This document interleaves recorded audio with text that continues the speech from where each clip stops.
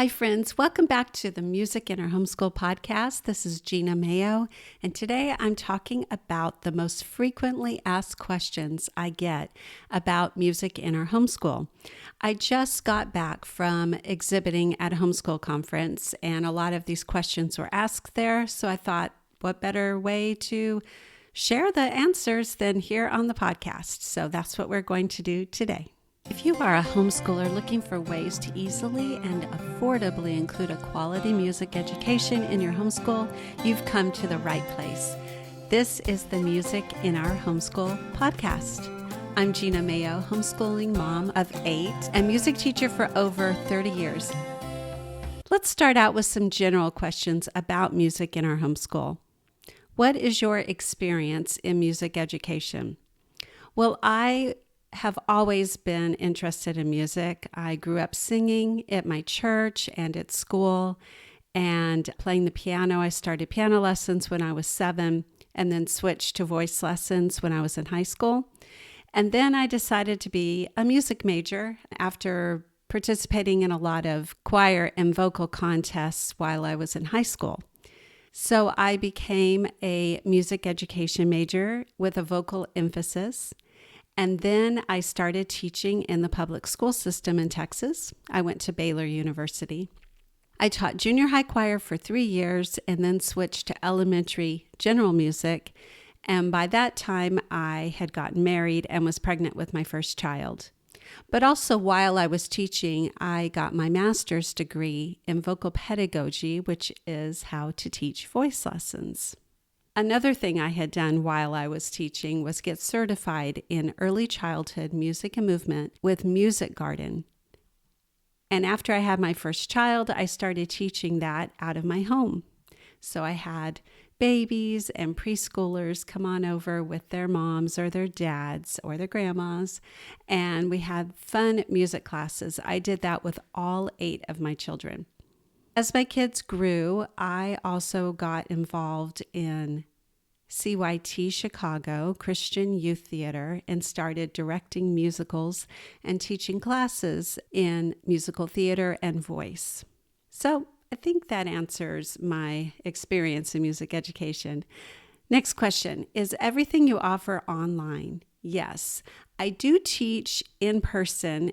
Like I just mentioned, the early childhood music and movement, I teach those through my homeschool co-op and vocal directing through CYT Chicago, but everything through Music in Our Homeschool is online. Do I provide private lessons? No, I don't. I actually learned pretty early on when I was working on my vocal pedagogy career that I prefer working with groups. I love choirs and big casts in the musicals or groups of little kids for my early childhood music and movement classes. I enjoy that more than private lessons, so after teaching for a while privately, I decided not to anymore. We already have our kids doing private lessons. Why would we need music in our homeschool? This is a great question. Since Music in Our Homeschool doesn't provide private music lessons, we provide other things such as music theory. A lot of private music teachers delve a little bit into music theory, but they're mostly working on technique and helping a student get ready to perform a song. So they're not spending that much time in music theory. It really is a topic that takes a lot of time and a lot of work if you're interested in becoming a better musician. So I think my beginning music theory for elementary, beginning music theory for teens, and advanced music theory for teens are really essential for all students who are taking private lessons and want to get better. How do I get started with music in our homeschool? Well, that's an easy one. Just head on over to learn.musicinourhomeschool.com, and then there's an easy search bar where you could search by age, by topic, by method like Charlotte Mason. If you want a specific instrument like guitar or anything like that, you can find it there. Do I need any musical background to teach my kids with your courses? No, you don't. I have created all the courses at Music in Our Homeschool to be easily used by all homeschool parents, no matter what your musical background is, even if you have no musical background, because you can learn alongside your kids if you're interested. A lot of the courses can be used independently by the students if they're old enough, or the parent can do it with the child and learn alongside them.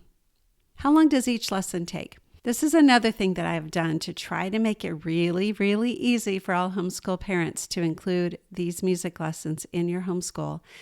Many of the music lessons are only 15 minutes long. Some of them may go a little longer, but you can always just stop when you need to and pick up the next day. Do I need special equipment or instruments? Usually not. Many of my courses are music appreciation, so all you need is a device, and you can even just use your phone. You don't have to have a fancy smart TV or a big monitor or anything. You could just use your phone or a tablet or a laptop. But if you are doing a course such as guitar time with Ben or bass guitar time with Caleb or recorder time with Mr. Jerry, then you would need that instrument. And if you are using one of the music theory courses, I do recommend that you get a keyboard. It doesn't have to be a full-size keyboard like you see behind me. It could be even a smaller one because this isn't piano lessons, but using the keyboard to help you understand music theory. Do I have to follow a schedule or can we go at our own pace? Absolutely, you can go at your own pace. All of my courses are lifetime access and self-paced. That means you pick how to use them in your homeschool. Can my kids do these lessons independently or do I need to help? It really depends on how old your children are. I would say by the time they're upper elementary, a lot of the times they can do them independently. Younger kids probably need your guidance a bit. Now, what all do we offer? All right, so as I mentioned already today, I do have the 3 music theory courses.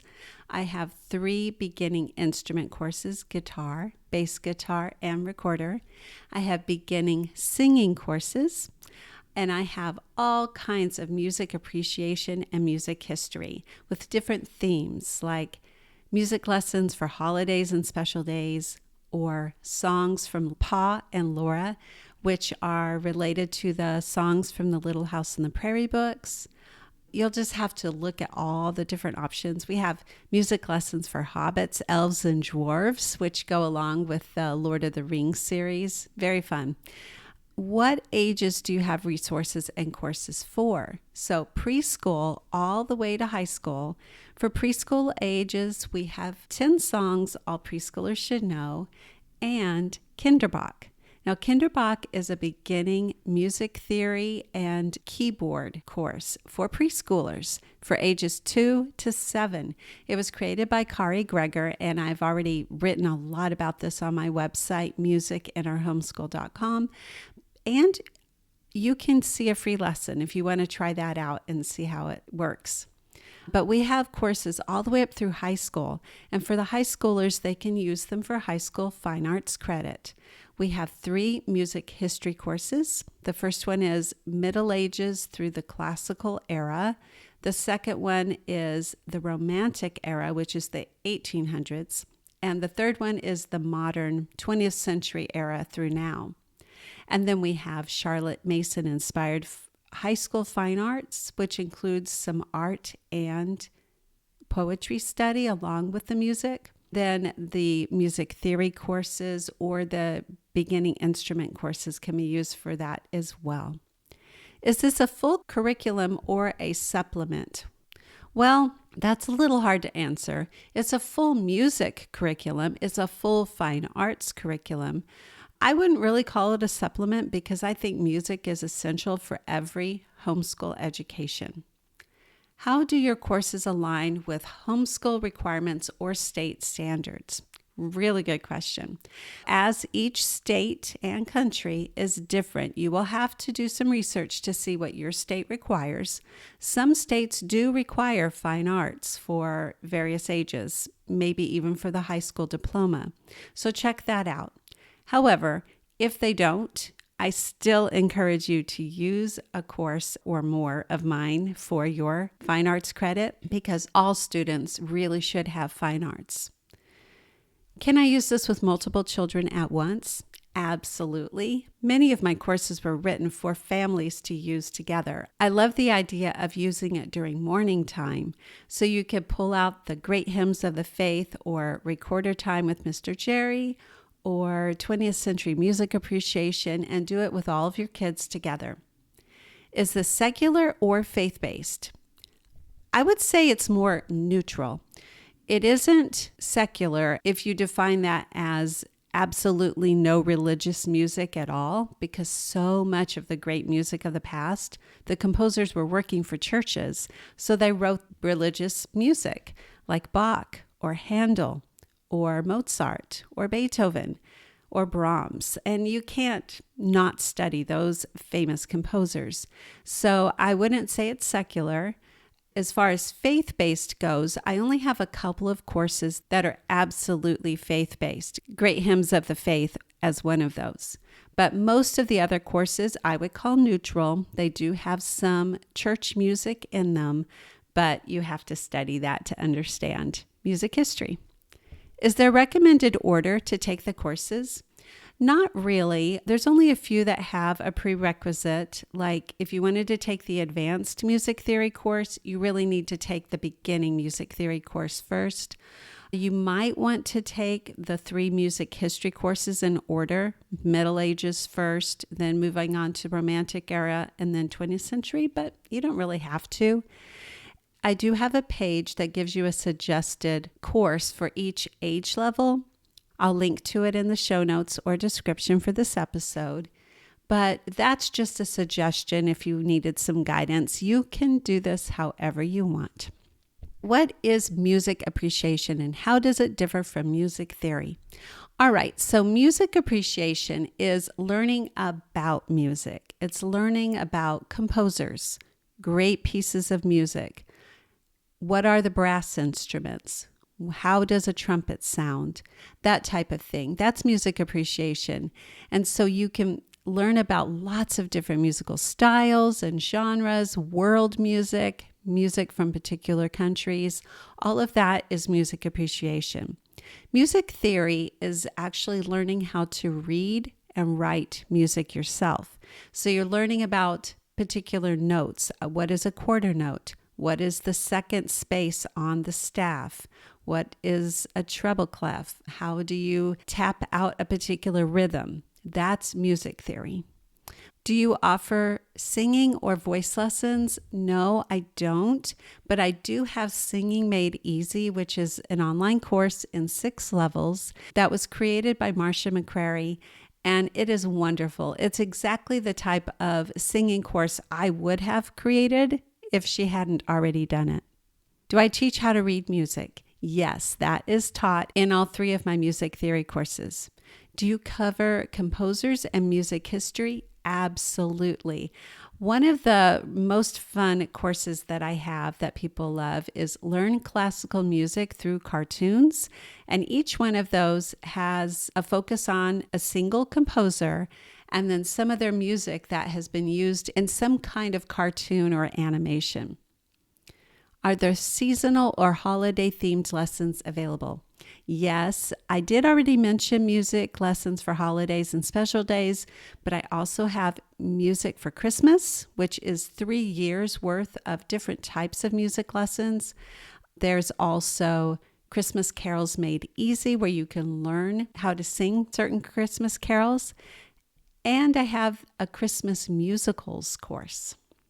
What platform are your courses on? I have my courses on the platform called Teachable. I have been with them for 10 years, and even though we have occasionally some tech glitches, for the most part, it's been very stable and very user-friendly. So I love having my courses there. Can I access the courses on my phone or tablet? Yes, all you have to do is type in learn.musicinourhomeschool.com, and that takes you to the Teachable site where you log in. Usually they'll ask you to go back to your email to get a code, and that makes it even more secure for you. How long do I have access to the courses after purchasing?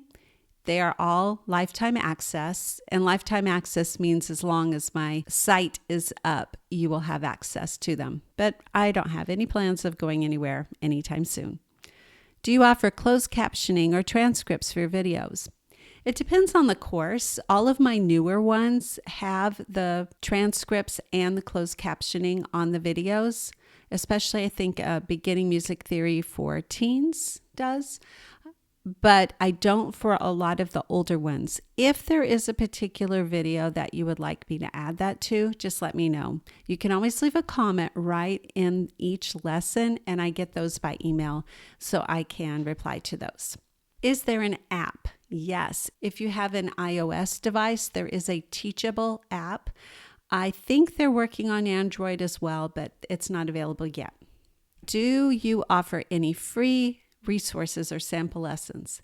Every single course has at least one free sample lesson, which is the actual full lesson that you could try out to see how it works and see if it would work for you.